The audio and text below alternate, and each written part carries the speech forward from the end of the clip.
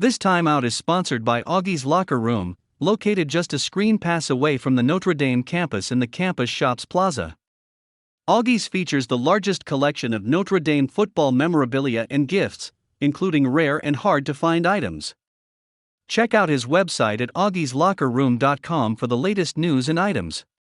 Augie's Locker Room, a Notre Dame tradition. Tim O'Malley with Tim Priester after speaking with Marcus Freeman, offensive coordinator Gerad Parker, and defensive coordinator Golden following their 90-snap scrimmage. This is the now annual huge scrimmage 1 week before the Blue Gold game. Coach Freeman mentioned the offense won at the very end. Key play was a long pass to Chris Tyree, and Sam Hartman ran it in, he believed. You know, we didn't see it, but we saw a little bit last week, and I think some of the questions were predicated on what we saw last week. One of them, and this, I think it is news, because if Lorenzo Styles is taking a rep somewhere where Marcus Freeman one rep, he said, where Marcus Freeman wants to take a look at him, it at least means they are comfortable at wide receiver, and that Lorenzo Styles did not take a huge step forward at wide receiver. Yeah, and I think he wanted to downplay it. But the reality is that wasn't the only day that we're aware of that he took snaps on the defense side of the ball.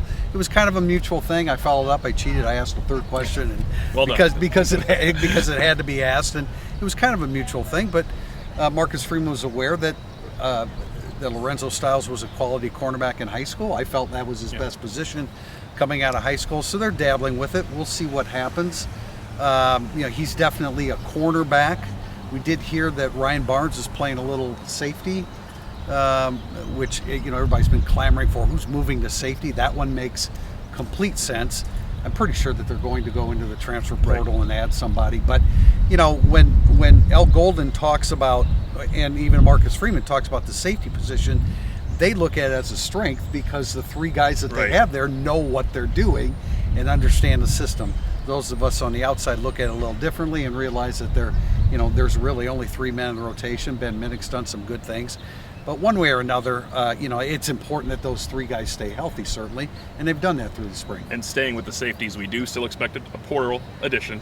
You mentioned Barnes. Minnick has actually, last week he was injured. He had a thumb procedure, so he is out for the rest of the spring, which is just unfortunate in that he would have gotten a lot of Blue Gold game reps, of course. Not the portal, it doesn't appear, but retirement for wide receiver Caleb Smith. And that was part of the crux of my question. If you're losing Caleb Smith and you can afford to look at Lorenzo Styles, what do you like at wide receiver? So I don't think it's how do they replace Caleb Smith at wide receiver, but it's an interesting position group now because he was expected to come in months ago and add a veteran presence, and he certainly would have been one of the top 6. Yeah, I thought he might kind of be the ringleader since he had the experience that he did. But I think it speaks to the fact that they do like the 3 freshmen. Nobody's saying that the freshmen are going to be playing in week 1, but I don't think there's any doubt that those 3 guys of Greathouse and Flores and James have stepped forward. So I think it speaks to that a little bit. I also think it speaks to the situation in the secondary and trying to maximize not only that situation, but Lorenzo Styles. Lorenzo Styles really struggled catching the football last year, not so much as a freshman, certainly, so we know that he's capable. But when they look at this long term, is that the best position for him? I think that it is. It's pretty much a crash course, but he was thrown in there for one play, and you saw it. He made the play. Yeah. Seems like most of the injuries are on the defensive side of the ball at this point. Christian Gray had a knee procedure, so he'll obviously be out for the rest of spring. That explains why he wasn't in practice when we were there. And then both Prince Colley in concussion protocol. We are told he was at practice, but in concussion protocol. And Jalen Sneed had a concussion. It seems like he practiced today. As Golden said, it was good to see him back out there.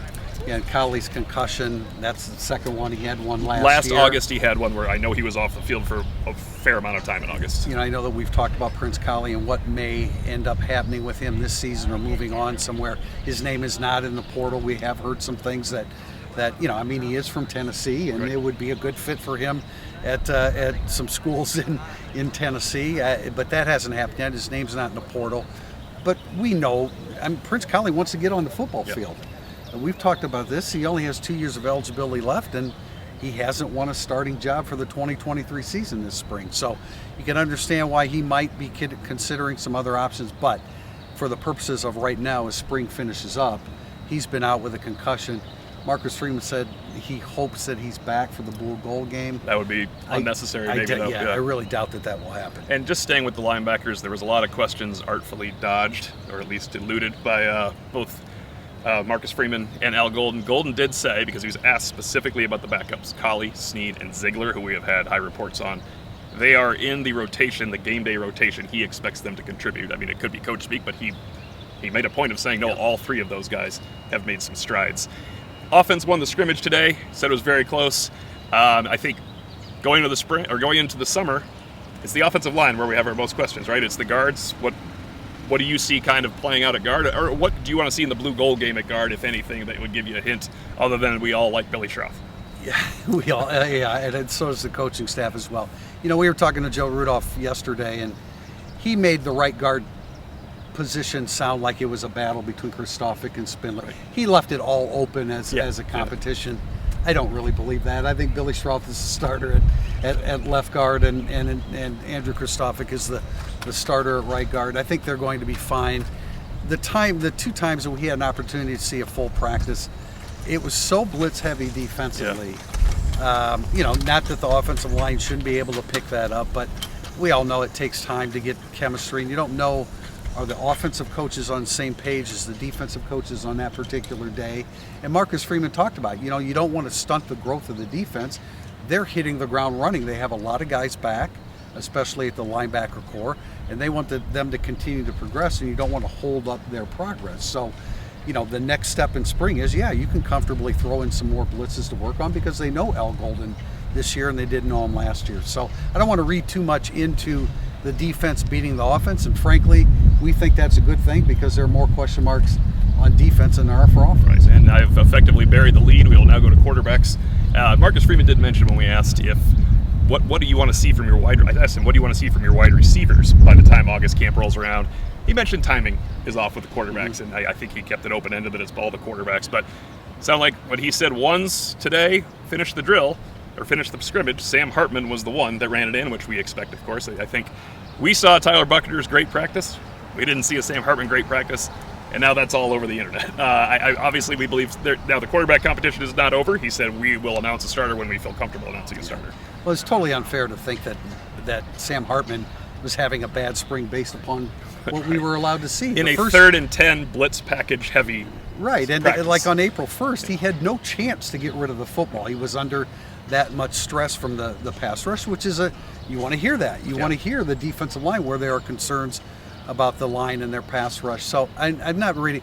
Look, the statement was made that Hartman and Buckner both have progressed this spring and have played well. I believe that to be true. Yeah. I don't have any reason to disbelieve that. As we've said many times in the past, we didn't see that with Tyler Buckner. This spring we have, and so I think it's a good situation. There's no doubt that you and I standing here, we expect Sam Hartman to be the starter in the fall, but it's important for Tyler Buckner to be in a better frame of mind and a better space than he was when last season started, which of course he was inexperienced and he wasn't going to have a lot of confidence in himself. I think he's a guy that's carrying himself differently now, and we know that Sam Hartman, Gerad Parker said it. It was asked, what's the thing about Hartman you like the most? He's been in the battle. He's faced all these situations. He's pretty unflappable when it comes to that. We have cornerbacks and wide receivers coaches and players next week. Before that, Monday, we'll have an Irish Illustrated Insider podcast to kind of break down what we've seen this spring so far. And, of course, we'll have stories on Coach Freeman, Gerad Parker, and Al Golden at irishillustrated.com.